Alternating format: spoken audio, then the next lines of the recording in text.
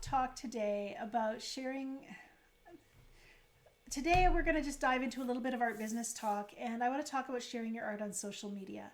This is something that I think we all feel like we should be doing, and something that can be very, very difficult to do well. And if you are posting your work and just feeling like nobody is seeing it, nobody cares, it can be really demoralizing.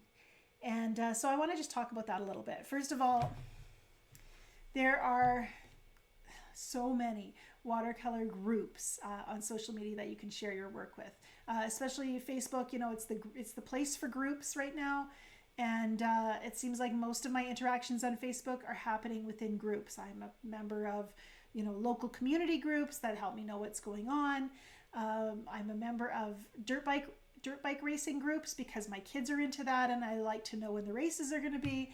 I'm a member of different buy and sell groups, and then I'm a member of watercolor groups as well. And these are places where I think maybe not as much now, but when I first started joining watercolor groups, it seemed like people would post their work thinking that other people were going to want to buy it if they posted it in a watercolor group. And that is not really what watercolor groups are for. I just feel like this talk about social media is going to last about 3 hours. There's so much to cover. When you're posting your work online, you do want to think about the purpose of why you're posting it. And the purpose or what people are going to be receiving from it. Because I think that is where we kind of have a little bit of a breakdown. Yeah, let's just go straight there. When you start posting your work on social media, the first thing I want you to think about, and the main thing I want you to think about, is what are people receiving when you post your work? Because I think we often think about our goals for posting that work. We want people to see it. We want to maybe have someone who wants to buy it, notice it, and want to buy it. And so we tend to be kind of shoving our art out into the world, into someone's lap almost. And maybe they don't know what to do with it. It's like you're getting handed someone's newborn baby and you haven't held a baby in so long, and you're just like, what do I do with this? What if it starts crying? What if I drop it? Maybe it's not like that, because at least with the baby, I don't know. No, let's just not even go there. So if you're left holding this thing and you don't know what to do with it, and maybe you don't even know what it is, what's your first tendency going to be? To give it back, to drop it, something. So I think when you post your work on social media, it's a good idea to be thinking about the recipient and what they're going to be taking when you post your work online. So what are you going to share? Maybe it is just a beautiful painting of something, and they're going to be enjoying the beauty that you're sharing. And that's wonderful. But it's also something that's really easy to scroll past, because I can look at a beautiful thing and I can scroll on to the next beautiful thing, and it's my exchange with it lasted seconds. And this is why I think it is so important for artists to learn how to talk about our art. We need to be able to do this. And I don't think we have to feel intimidated or threatened by that idea either. I think that there should be a way that we can talk about our art without hating the process, without just not enjoying it. As I've spent time over time learning how to write about my art and talk about it, it's become one of the most rewarding things I do.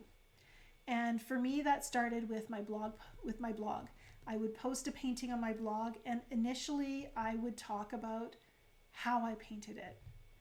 And I realized that the people who are interested in how I paint something are generally other artists themselves. And what I'm sharing is really useful to them. They're people who are going to be receiving that information that I'm handing to them, and they're going to be welcoming it.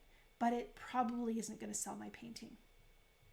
But when I start thinking about, why did I paint this subject? What is it that captivated me so about that particular subject? And how do I talk about that with someone else? Then we start to create a conversation with our ideal audience. and it takes time. One of my favorite stories to tell that illustrates this point, and actually I think I have it here. Let me go grab it.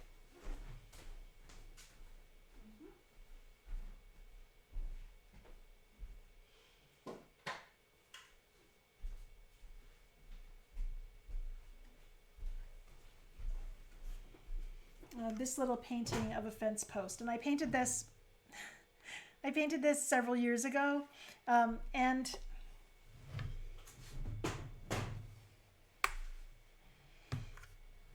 it was going into my gallery show. I had a solo show in our local gallery, and as I was hanging my paintings, I thought, it'd be really nice to have a few paintings that just had a little bit of a write-up beside them talking about the painting. And as I looked at that painting, I'm like, it's just a fence post. What could I write about a fence post? And I started thinking about how I often see weathered old fence posts falling down in the forest or along the edge of the road. And they symbolize something. They symbolize the early white settlers who came. And that's my heritage, is a family, farmers that fled one country and came to Canada. And so I have this legacy when I look at a fence post, and I remember the people in my family who came from far away and how they settled here. And I call Canada my home because of it. And so there's some meaning and depth there. And so I wrote about this. And it was interesting because it took me a while to connect to that.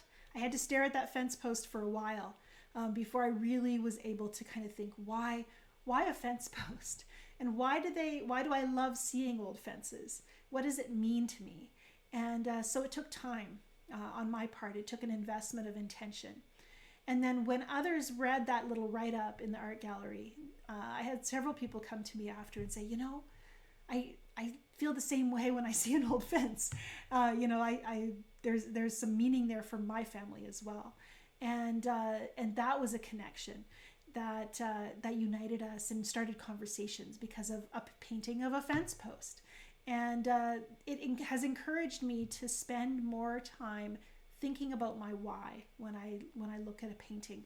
And as I've gotten more abstract in my process, that means I'm thinking more about the emotions that are going into a painting. Why am I so passionate about these marks, this movement? How does it make me feel? And how does that relate to my life in the human experience? What does it symbolize? And it does, in a sense, require me to be a little bit of a poet. And I don't feel like a poet. I don't think of myself as a poet, but I like the idea of finding the right phrase to describe a piece of art. And maybe for you, you don't have a lot of words, but you could do like Sarah Yeoman, who does often will pair her paintings with poetry by other writers. Absolutely, it's just a joy to follow her Facebook account because she posts these beautiful paintings and then just the perfect words to go with them from a piece of poetry that she's clearly treasures from another artist. And so there is this idea of having something to offer that connects with your audience's heart. And I think if you're doing that in your social media, when you post your artwork, it's going to land and linger in someone's heart. And that's what I want to encourage you with today as you think about your social media. Think about who is receiving what you have to share. Think about yourself as your ideal audience, actually. I often do that. I think about, I have something to offer, but the person who is the most receptive to what I have to offer is still me. But there are other people who are like me. And so if I'm writing something that I would resonate with, something that would speak to my heart and make that painting come alive in my imagination, there are others who are going to connect and resonate with it in the same way. And that's the wonderful thing about the internet. So that's kind of my ethic of social media, if you will. Not so much a how-to on how to do Instagram or Facebook. You can find those. But the idea of being relational in what you share and how you share it, it does take more work. And I think sometimes we don't like that idea. But the more you do it, the more rewarding it is. You know, it's the difference between a heart-to-heart conversation and small talk. It's really easy to make small talk for a very short time, but it's the deep and meaningful conversations that have that staying power that resonate with you, that last, and that build relationships. And they're worth the investment of your time and attention. Thanks for watching. I'm Angela Fair. Remember, I am posting a new video every day for World Watercolor Month. You can check out the whole playlist in the description below the video, and come back tomorrow as we start to finish this month off.